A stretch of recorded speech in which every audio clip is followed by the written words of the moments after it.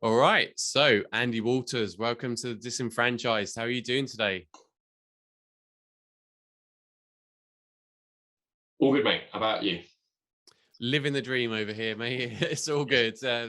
Well, the sun's got in now, but it's still a nice warm day. And I've got a day off booked for Thursday. So, yeah, it's, Very it's nice. all good. I had the classic post-COVID world morning for a stay-at-home dad, sort of walking the kids to school in the sunshine. So no complaints here either. Very nice. Well, that's good to hear. So, let's crack on with this podcast then and find out, what was your first job, Andrew? I was thinking about this morning because I'm like, there's a number of answers to this. Are we looking at first job in the franchise world, first job? First job ever. Let's go First there. job ever. So I think my first, putting aside paper round, which I think everybody can probably claim to a point. I remember doing. I was worked too lazy for that. 7 days. I worked 7 days a week, and I was paid £10, I think, for a week's work. And at the time, I thought I was absolutely minted, and that was a proper result. But kind of look back now, not so much. Proper first job, then I guess I worked at a butcher's, so it was. Nice. It was at a Safeway, so it was not sort of a proper old school butcher's, but yeah, it was. It was butcher's counter, and actually, I was probably there for about 12 months while I was at school. So I think I was sort of 16, and actually, it was really nice to learn a trade and do something kind of interesting. And so I've sort of held some of those skills ever since. So that was the first job. What were some of your actual kind of day-to-day tasks then? Because I mean, in my head, butcher gets a knife, chops up a bit of meat, and that's it, wraps it up, and off you go, kind of thing. Or was it a bit more detailed than that? I mean, yeah, to a 16-year-old, it was sort of juggling a load of things that I'd never done before. So yeah, a lot of customer service stuff. But yeah, it was big slab of meat comes in the back, go and chop it up.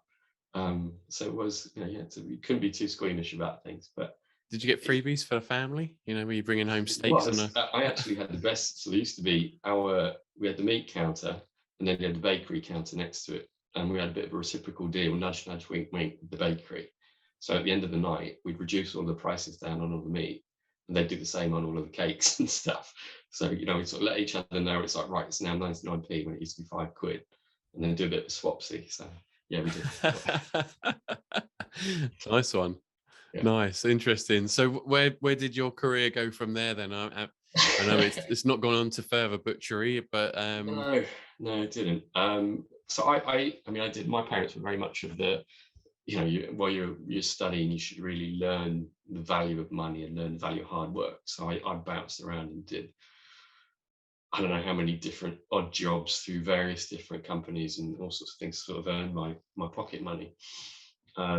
We used to work at did sort of recruitment work, so it was waiting for the recruiter to call in the morning to say, this is your job this morning, and you've got to go off and do that. So that was always joyful, sort of lying in bed and hearing the phone ringing at 8 o'clock, waiting for mum to come in and tell you, get your boots on, you've got to go down to that factory or whatever. So, but eventually I then went to university. I had a business degree, and my first proper job, I guess, sort of out of that was I worked at PRS, so Performing Rights Society, and that was on Berners Street in London, so right in Soho.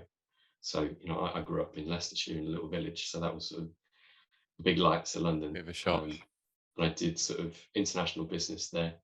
So we were sort of looking after British music overseas. So I was working with lots of overseas companies, and so I mean I was far from the cutting edge of it, sort of entry level stuff at that time. But that was sort of my first proper world of work job.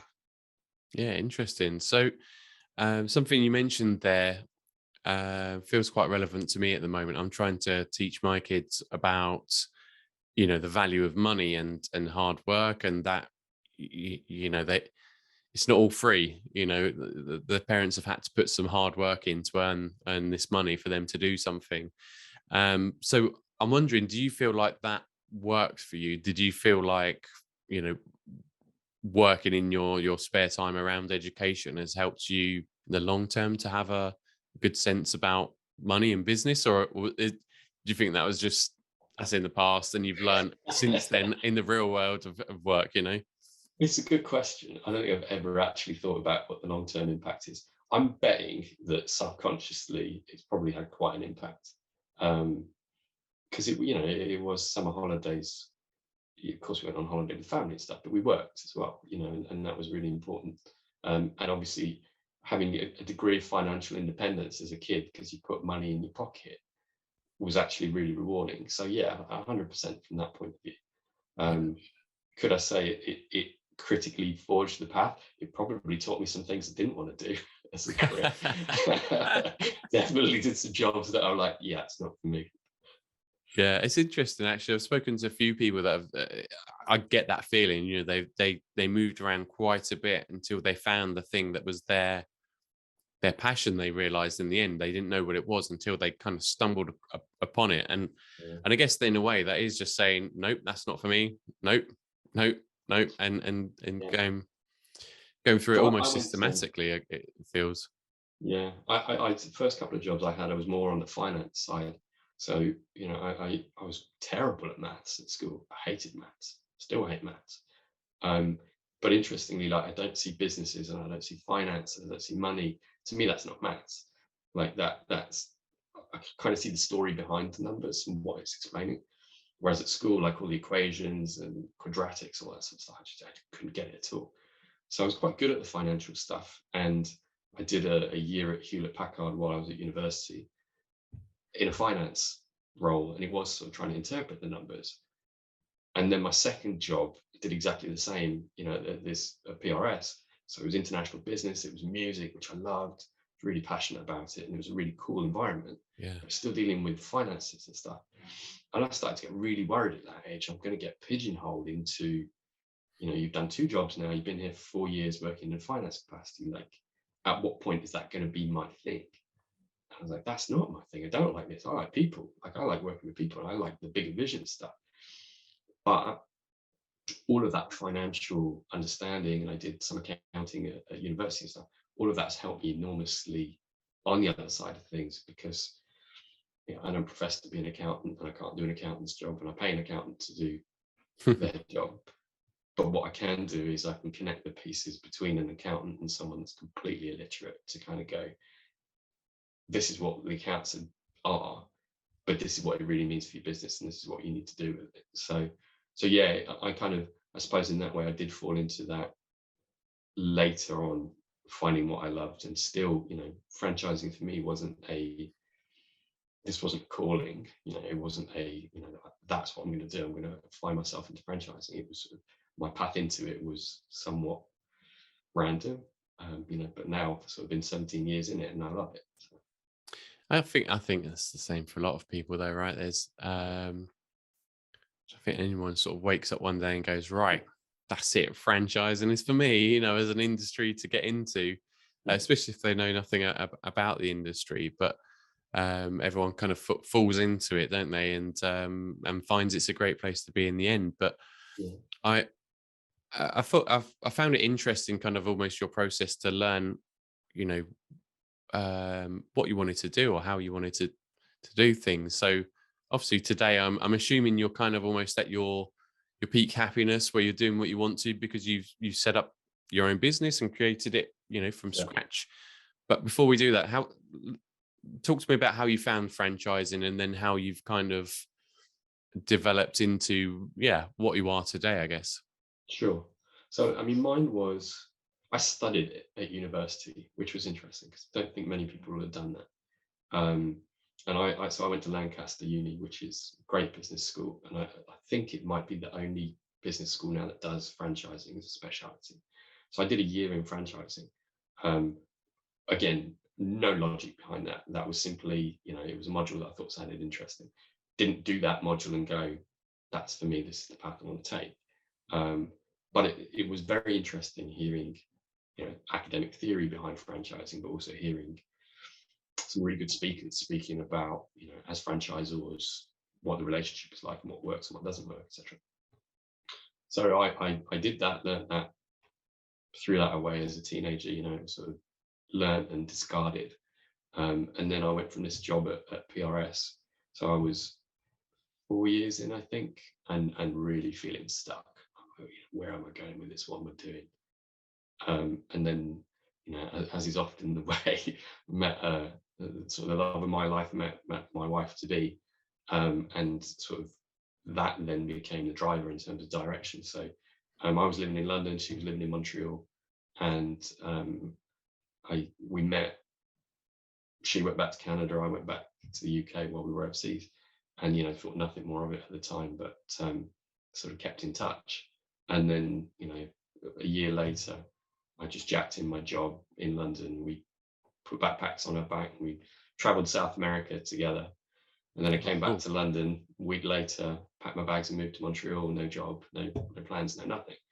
So it was sort of quite impulsive, I guess, in your sort of early 20s. But so then when I got there, there happened to be a franchisor in Montreal that was recruiting for someone that had some international experience. And I'm thinking, okay, well, I did the international bit at PRS. I've studied franchising. So I got into it there. So I sort of started off at Mad Science, which is, it's a big North American franchisor. It's doing pretty well over here as well. And yeah, I did sort of 3 years there before we moved back to the UK. And then that sort of, got into my stride a little bit on a franchising point of view. So we moved back here, and then I joined the board at Pitman. So I had 6 really good years there, which was great. I was then headhunted by Stagecoach to sort of drive their international business. So there was always this undertone of international that was sort of flowing through everything. That's what we did at Pitman. We went into a number of countries, and then the same at Stagecoach. Look, we haven't quite made it work yet. Is there something you can do to help us to sort of transform this? So I was basically there, but all the way along this, I'm sort of thinking, I'd like to do this for myself. I like helping these brands make money. It's great. It's rewarding for me being successful, but actually I feel like there's something in me where I should be working for me. And then the world turned totally upside down with COVID, and a lot of people's stories changed, and that maybe that was a necessary nudge in my life. But yeah, to come back to your point, yeah, happiest and most fulfilled professionally that I've been. And you know what, there's the spin-off benefit of that personally as well. I think I'm a better dad and a better husband for it, because I'm happier and more fulfilled, in my work life. So yes, all good is the long-winded answer to the question. It's really good, and it's interesting to hear your sort of story and journey. There's a few things I want to pick out from it, but the first one is I wanted to ask you if you feel like being around other entrepreneurial people. Okay, so maybe they're franchisees and they're not doing it completely on their own, but being around franchisors and being in that environment, has that kind of influenced you, do you think, to feel comfortable to make that first step? As in, 100%. has it reduced the fear to some degree? Yeah. I think that's the beauty of the model, right? Is it's a crash course in running a business, but with some support infrastructure behind it. And when I made that step, I've been advising franchisees, hundreds of franchisees, for nearly 2 decades on this is how you should run it. These are the things that you should be doing, and you recruit, play to your strengths, recruit to your weaknesses, and this is how you follow the model. Make sure that your bookkeeping's sound, don't lose sight of the accounts. This is how you should sell, etc. So I had such a grounding in how to run a business, not least obviously sitting on a board and running some big businesses, with hundreds of franchises, but such a grounding in the foundations of how to run a small business. So I'm trying to sort of take some of those things that we did really well and not just apply it to obviously the people that work with me and my clients, but also the way that I run this business. So yeah, 100%. I can't tell you how much better prepared I am for being self-employed than if I was to have gone from, a career outside of the realm of franchising and felt the need to stay up on my own. I think I would probably have felt lost. So yeah, it's a happy coincidence, I guess. Yeah, definitely. I think I perhaps didn't have such a close relationship to the franchisees once they're into a network as you, but I was talking, helping a lot of people to make that transition, right? To get their head around mentally, is this something you actually want to do? Why are you doing it? Why are you thinking about investing this money?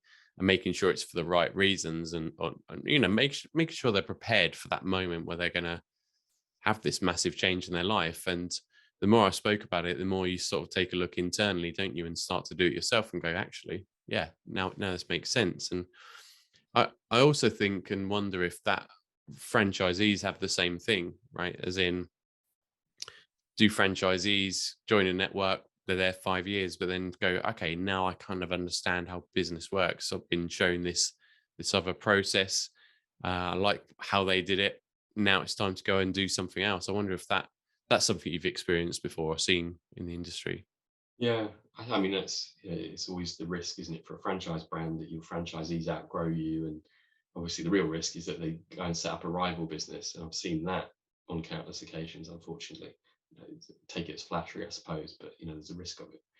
But what I have seen on that is, no matter the size of your network, there's a tranche at the top um, that are probably difficult buggers in terms of dealing with them, um, but for the right reasons, and it's because they're at the coalface. They're doing the thing that you tell them to do every day. It's not the theory behind it or supporting it. They're doing it, and they're doing it extremely well, and they're learning a lot about what works and what doesn't work. And obviously, there's the negatives of franchising are the constrictions of the franchise model. It's the benefits of it, but also negative. And for those guys, there are definitely more entrepreneurial personalities that are franchisees. And I do think for those guys, they do, to an extent, they outgrow the franchise that they're in. And as a franchisor, you've got two ways in which you can deal with that. You can be a really smart franchisor who goes, well, it's time to listen to what these guys are saying and build this into our business model and make a better business for all of us. And unfortunately, I've seen the other side as well, where you smack down, stay in your box. You bought a franchise, follow the model. Um, and obviously, there's a certain degree of brand protection that needs to be done, but ignore what your franchisees and your good franchisees are saying at your peril, because they won't stick around, and B, you're probably missing a real opportunity, because there's going to be some gold in the things that they're saying. Yeah, it's a really interesting point because so I've shared this before a few times. I was looking at potentially buying into a franchise myself, a good few months ago, but I didn't feel like I could fit into the brands that I was looking at to do the things that I wanted to do, because I wanted to change everything from the logo to the word, stuff like that. And I thought, okay, it's not going to work for me right now. Yeah. I still think it's likely I'll buy a franchise in the future, but right now, okay, that's not quite working for me. But yeah, I guess kind of my next question then ties into, what then becomes the biggest challenge for people that are joining franchise brands? Is it those restrictions that stop them from doing what they want to do, or is it that they have to follow a model, or what are the biggest challenges they're facing, I guess, is what I'm asking. It depends on the personality, and I think if you look at some of the franchise brands I've worked with, we've had 300 plus franchisees in the network. And if you get a network of 300 franchisees, you've got a really good cross section of society there. Yeah. The good, the bad, and the ugly of it, if I'm completely honest. And in terms of how that fits, I'm sure most franchisors will say there's a certain groups that you can segment your franchise network into in terms of how they fit, and you've got that middle steady bit, which follow the model really, really well and are great at it and are very happy with that, because that's the reason they came to franchising in the first. And in doing that, in following the model, they're successful. If that middle group that are following the model can't be successful, then you've probably got an inherent problem with your franchise in general. You should be able to have something that is replicable enough that these, I don't want to call them steady eddies, because that sounds like I'm not complimenting them, but I'm not intending to. These guys should be able to grow a really good business off the back of what you're telling them to do. And then you have, the other extreme that I've already talked about, the ones that will really push you and drive you, and how do you keep them happy. And then, of course, you have the guys at the bottom that are, it's not that they're at the bottom necessarily revenue wise, but it's the people that just seem perennially unhappy. And in my experience in franchising, if the model is good, usually failure is down to the personality of the franchisee. And it comes from sometimes that inability to critique oneself and actually sort of look yourself in the mirror and go, maybe I'm not doing this right. So, I've worked with so many franchise brands that the franchisees will just point the finger at anything and anyone in desperation of it not being their fault that it's not working. And in those cases, it is, can you get them to just go back to the simplicity of just follow the model, just do what you're supposed to be doing. Um, but it's sometimes there is an inability to follow the model because they're just not wired to do it. I've seen so many. I remember when I was working in North America, I went to see a franchisee, and you go into the franchisee's office, and of course there's a bit of you that's looking around at the branding, like how are we getting on with that? And I saw a stack of flyers, because it was flyers at the time that were the thing, and it was all clip art on a yellow piece of paper that they'd run off a home printer, and they had reams of them in the thousands. It's like, I'm gonna have to say something. So I'm like, what are these? They're like, basically sort of scored them away. I'm curious. You've obviously done it yourselves when we've got beautifully graphic designed versions, and they're like, yeah, but yours costs, I can't remember what it was at the time, 5 cents an hour. I got this for 2. I'm like, okay. So like, how much did the total print job of this then cost versus what would have been priced? And they're like, I don't know, maybe they saved $100. I'm like, okay, right. What's the return for bringing in one customer? $300. I'm like, okay. Do you honestly think that your clip art paper ones will not, your other ones, professionally printed ones, are not going to result in at least one more sale when you've got like 5,000 of them than your locally developed ones? Because if they do one sale, that's all you need. Yeah. And you've more than paid for the saving that you've made. But it was just that total inability to flip that switch and go, yeah, you're right. Actually, I'm making an investment here in my marketing, and I'm going to spend some money. And if I do it in a quality way, it's going to grow. It literally was, you're gouging me because I can do it at half the price if I do it myself. And in those cases, it's like you are totally missing the point of what a franchise business is. And those guys just don't stick around. They will blow up at some point. Yeah, so that then makes me think that perhaps they weren't, mentally ready for this, for joining a franchise beforehand. So, what do you think an individual could do to prepare themselves for, investing in a franchise license, joining a franchise brand? What's the key things that they could do? I mean, as much due diligence as they possibly can. If you can speak to as many franchisees as you can of that network, and obviously, you've got resources like the BFA where hopefully there's an independent advisory that you can speak to. But I don't know. Probably as an industry, maybe we are doing a bit of a disservice to those guys that are looking to come on board, and we're not providing enough grounding in what it takes. We speak a lot about what a franchise entails and what the benefits are and what the restrictions are, but I don't know if we truly talk about the emotional side of it, and what it's going to bring, and the challenges that you're likely to face. So perhaps there is more that we can do on that, I think, to provide that education. Because obviously we all want franchising to grow as an industry, but it isn't right for everybody. I'd be a terrible franchisee. I'm a little bit like you, Ed. It's like I'd like to think I was in the top tranche that are pushing and and would help to make a brand better. But my slants are more entrepreneurial than being able to sort of neatly follow what someone wants me to do, because I just get frustrated. So as I might be one of those people that are probably bringing good results for the business, but I don't know if necessarily it would be the right thing for me to do personally, nor would I necessarily be the right thing for that business to bring in if I'm not truly what they need. So Yeah, I think there's still an opportunity for someone like that in the franchising world, though, right? Because there are management franchises, of course, that okay, yes, you're going to need to get stuck in for 12, 18 months, 2 years, maybe something like this, to get the business up and established. But at some point, there's the ability to bring in an operations director in certain brands to run the business for you, and you sort of touch in, and that in the long term seems quite appealing to me with certain brands. So it's I have a interesting, process. isn't it? It's not just one size fits all. And I think it's that's why that due diligence piece, like you mentioned, is so important, because it's finding that right fit, that you're 100% totally brought into what they're doing, and you're gonna dedicate your time and energy to do that. That's the beauty of franchising, isn't it? And I say this a lot to people when I speak to them about it, is that franchising is just a concept. It's just a model. It's something you overlay onto businesses. And what that looks like is entirely at your behest. Do what you want with it.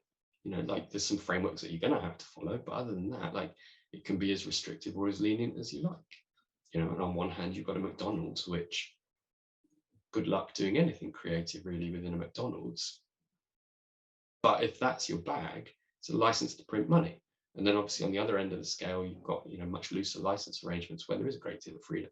I think that's one of the real strengths of franchising, is that it really isn't a one size fits all. It's so broad because it can be applied in so many different ways.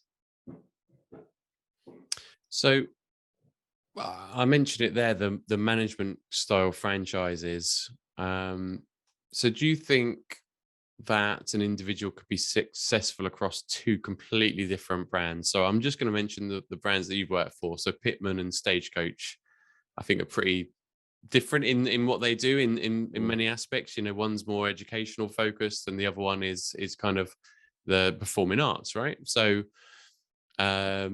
yeah, could a franchisee or an individual own two units and be able to build them successfully, or do you think they need to stick to just one sector?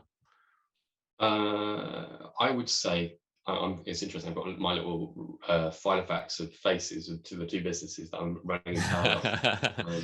100%, there are some unbelievable franchises of both businesses that I've worked for that would find the crossover very, very simple from a management perspective. I would say for the vast tranches of that business, probably no.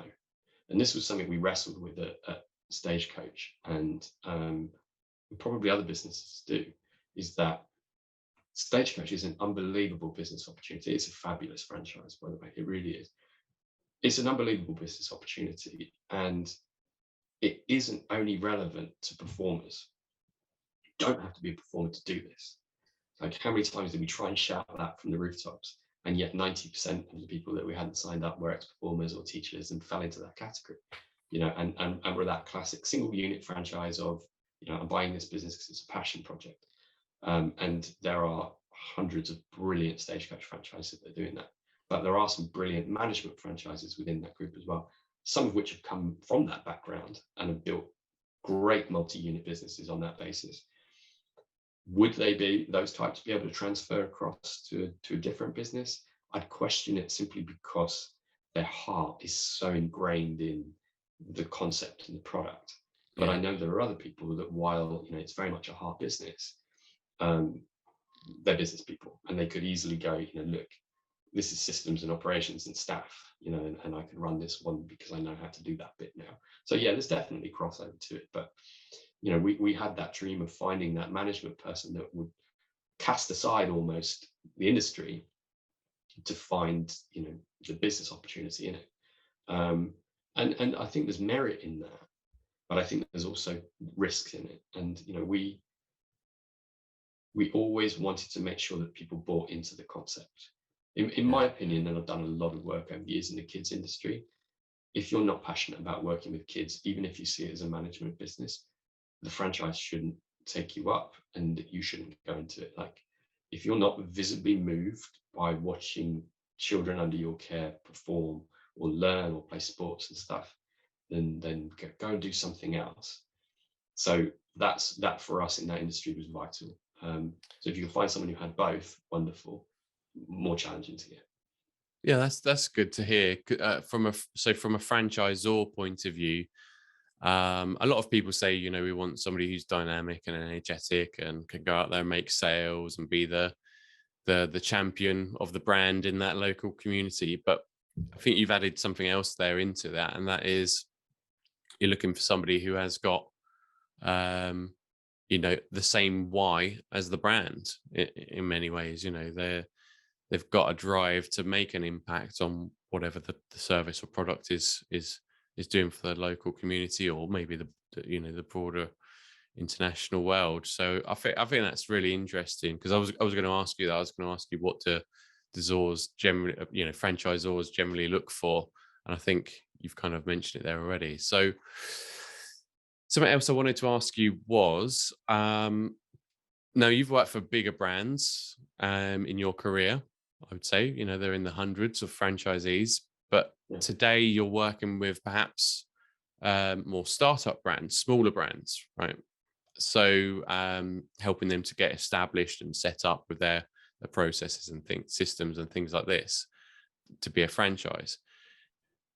Where do you feel there's most risk for somebody about to buy into a franchise license? So is it in the smaller brands? Is it in the larger brands?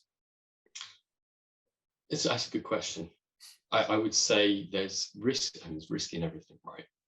Of course. It's obviously, it's risk and reward, I suppose. If you're looking at, a 30-year-old brand that's done really well, you've probably got a pretty decent idea of, if I follow the model, where could this take me? But you probably have a ceiling on that as well, as to where it could go. The slight risk taker entrepreneurial side of me likes the idea of going, actually, this brand is going to explode because they've got the concept right at the right time, and the brand and everything fits. And I want to be first on the ground in that, because cynically, if I'm looking at it as a franchisee, I can probably squeeze a better deal out of them now than the guys in 10 years' time. I want to get a bigger territory. I want to, So is there a risk in going with the small guys? Yeah, of course there is. And that's why, there is a degree of buyer beware on that. And, when I speak to any brand that's thinking about franchising, the first question I would always pose them is, have you really thought seriously about whether this is going to work? And it isn't a case of go ahead and franchise it. Your concept is franchisable. Most concepts are, but that doesn't mean that someone wants to buy it. So, you've got to really think about, who is your potential prospective franchisee, and why would they buy from you versus going to one of your competitors versus doing it alone? And if they can look at it and they can credit the value that they're going to get from you and give a higher weight to that than those other options, they're never going to do an objective, it's not going to be jotted down on paper. But subjectively, if they can start to shift that balance towards you, then you've got a chance of growing it. So, that might be, is this brand going to elevate me above the way that the other brands are positioned, or, what I'm able to do on my own? Have they got newer technology that's proprietary or best in class, that's going to give them a head start? Like what are the USPs? Why do it? So I think if you're investing into a small brand and there's nothing unique about it, it literally is just another iteration of a well-trod franchise path, then I would really seriously question as to why you would go that path, simply because that other franchisor has got that little bit of longevity, and a new franchisor in essence is a new business, and not all new businesses succeed. So that business goes pop, so too goes the whole franchise network that goes with it. So there's a risk to it, but I've seen some absolutely amazing brands that haven't franchised before, but their businesses are absolutely superb. It's just a path to growth that they've never been able to achieve organically. So they're approaching it in exactly the right way.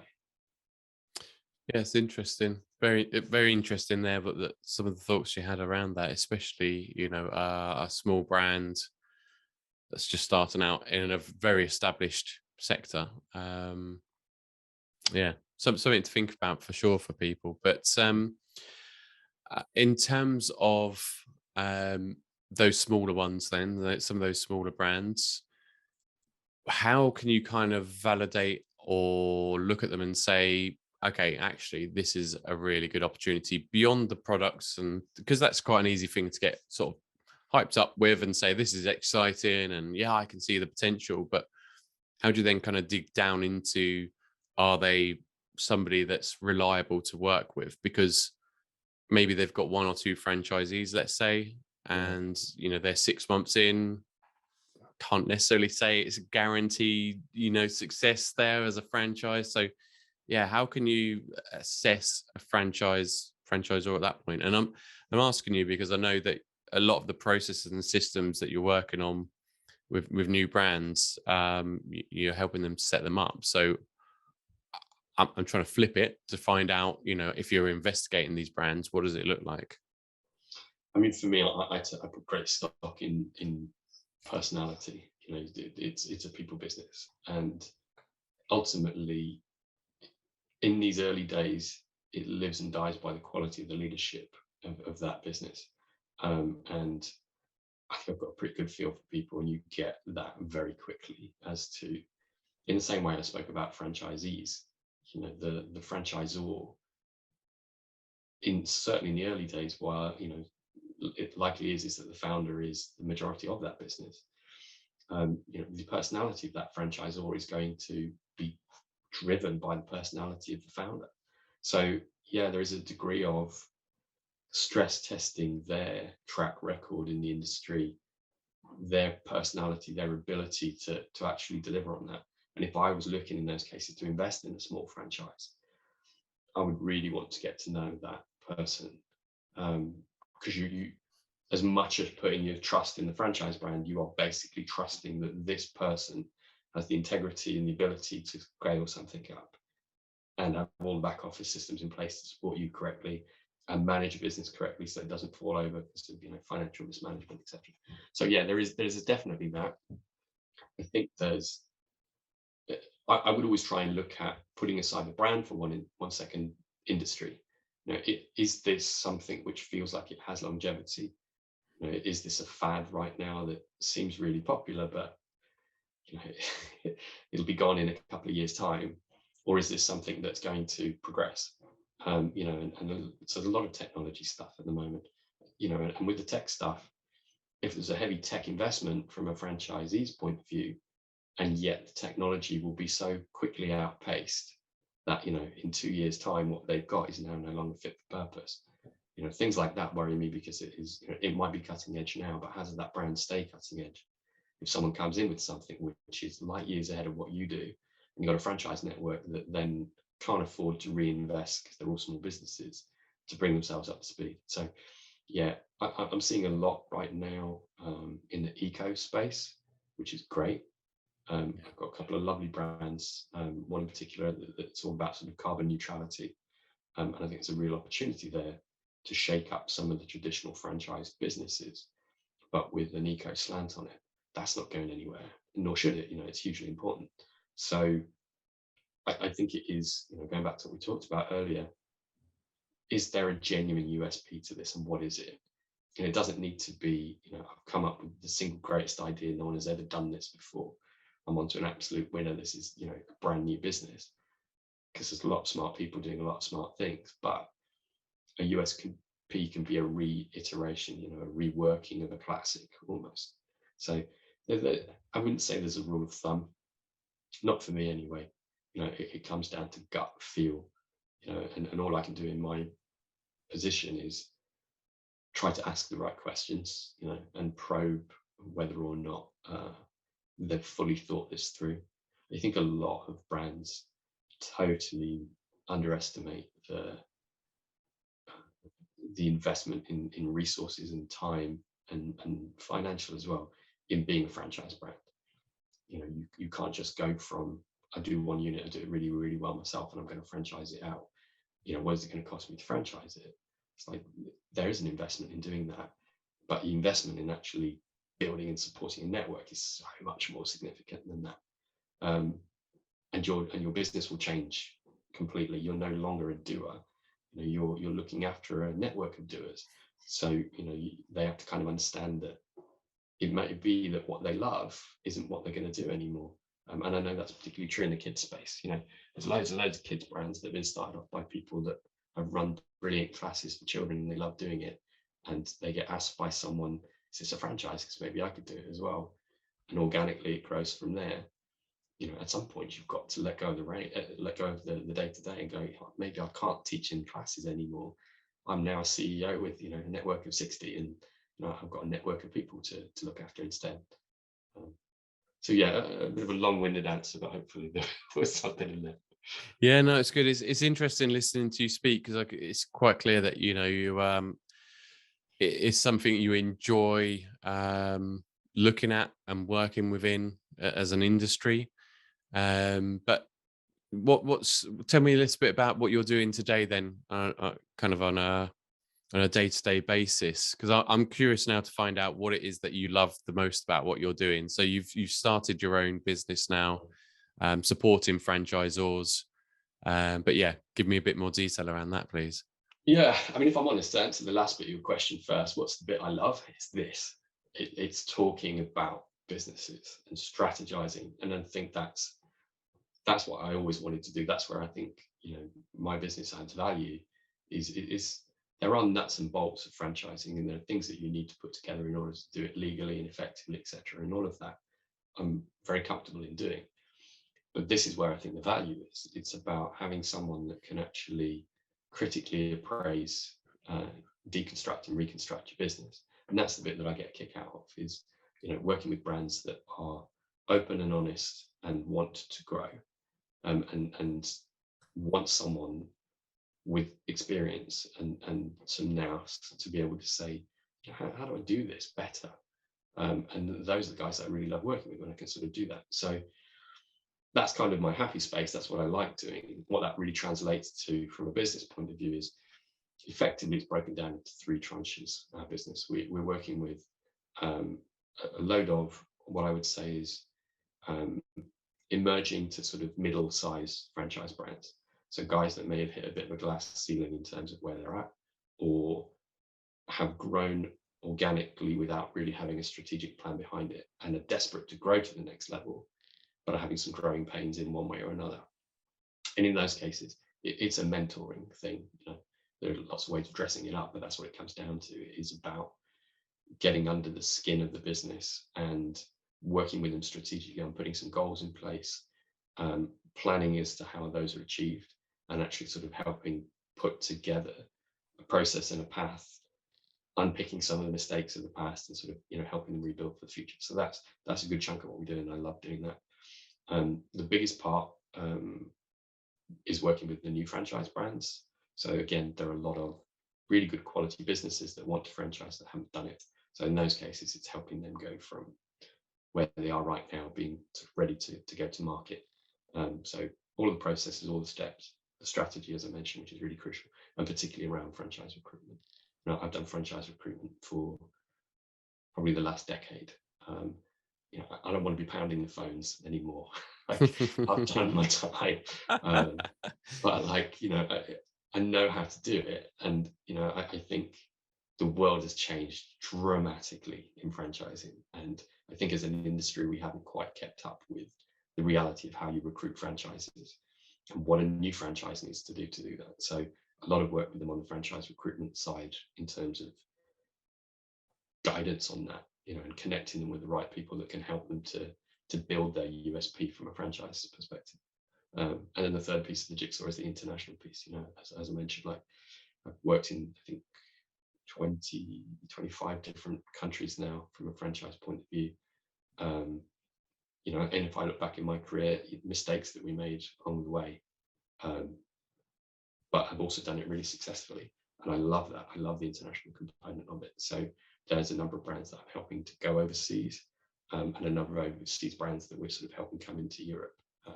So that's broadly where the business is at right now. Fantastic. Well, it's good to see that you're doing something that you can leverage your experience and get stuck into the stuff that you really enjoy doing, and very clearly put there between the three different sort of areas that you cover. And franchise recruitment side's always my my interest, my area, but I've also internationally as well. So we're kind of similar in that way. I've done a lot of stuff internationally, so perhaps afterwards we have a little bit of a chat around that. But in terms of this podcast, though, let's change the pace a little bit, and I want to find out what funny, weird, or strange stories you've had in your career that you're happy to share with us. Anyway, that's a good one. I think probably the best ones I've had have come from the international piece, and I think back to some of the situations that sort of found myself in. So I'll tell you one actually. So this was when I was at Pitman, and we got approached by really quality business in Palestine, actually, and it was about upskilling, and upskilling in a country where, unfortunately, because of the political situation and the realities right there, people have got left behind, and it's, let's say, it's not a franchising hotspot. There's not a lot of Western brands in there. So it was, one of those things at first, like, is this really the right market for us? What was interesting was being able to go into a market as a first mover, in a place where you were bringing something with a British pedigree around education, and the response that we got was extraordinary, in a way that you would never get in a more developed market. So when I got there, I was greeted by lots of people. There was a full-on reception, where we sort of launched the brand, and I was greeted by the Palestinian Authority, which was, sort of proper sort of government ministers had come to me. And there's sort of a little lectern at the front with the British flag and the Palestinian flag, and I was expected to sort of stand up and give a speech and stuff, which was cool. So that was a real experience in itself. And then I got driven around Ramallah afterwards by the franchisee and one of the guys from the authority, and super nice, super friendly people, and it made me feel unbelievably at ease. And I'm a very seasoned traveler. I've been to lots of far-flung places, but I must admit there was a degree of uncertainty on my side, because I flew into Israel and had to cross the border, and obviously it's very heavily militarized. Yeah.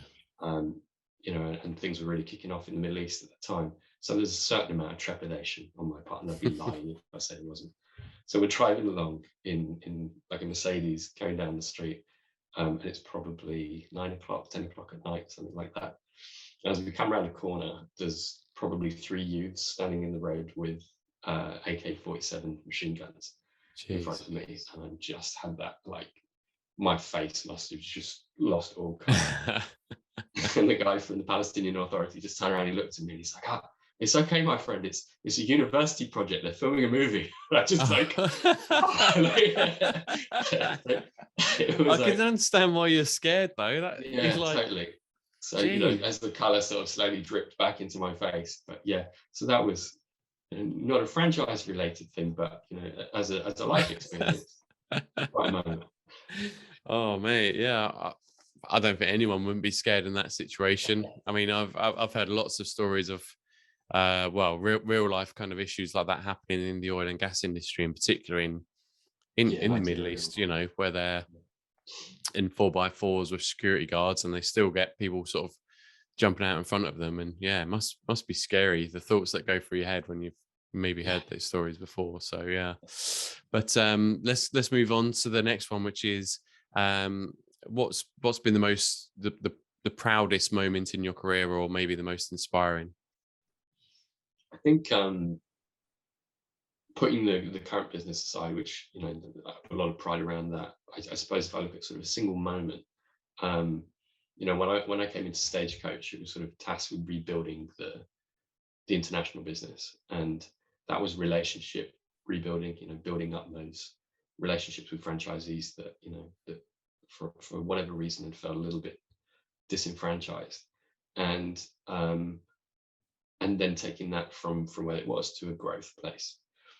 And we did that so successfully. Like, the franchisee satisfaction went from very, very low to really high. And we got really good double-digit growth in all our international markets year on year for sort of 3 years after year, which again was incredibly rewarding.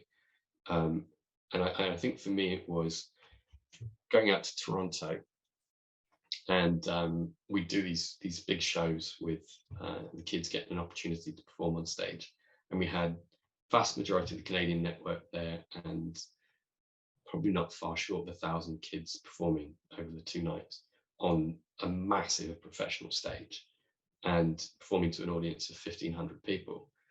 And the production values were amazing, and the performances were amazing, and the engagement with the franchisees were amazing.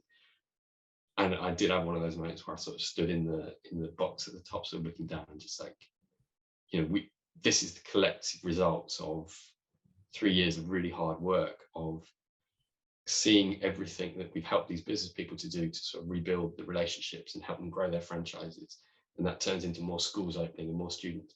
And then that then all broken down into the tiniest moment of a painfully shy child stepping forward and singing in the spotlight on the stage, and their parents laser focused on them and what it meant for them in that moment. So it was an unbelievable way of just distilling what a really big organization can do in like a really simple moment that for that family was incredibly profound.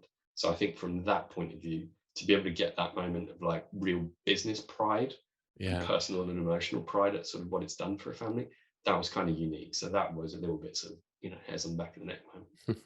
Oh, that's awesome. That's really good to hear. And yeah, it's sometimes easy to forget that the stuff that you're doing on a day-to-day basis is having that sort of impact. So it must have been pretty cool to see it all in one room together like that. So yeah, nice one. Really like that. So my final question then is, if you were to give somebody looking at a franchise brand, whatever brand it may be, one piece of advice, what would that one piece of advice be? Uh, Something you love. I would stick with that. There's our careers and our lives are finite, and there are lots of things that you can do to make money, and there are lots of franchises that you can use to make money. But by God, do something that you're actually interested in and you can be passionate about. So, with the spectrum that we've got, there's no reason that you can't find something that you're passionate about.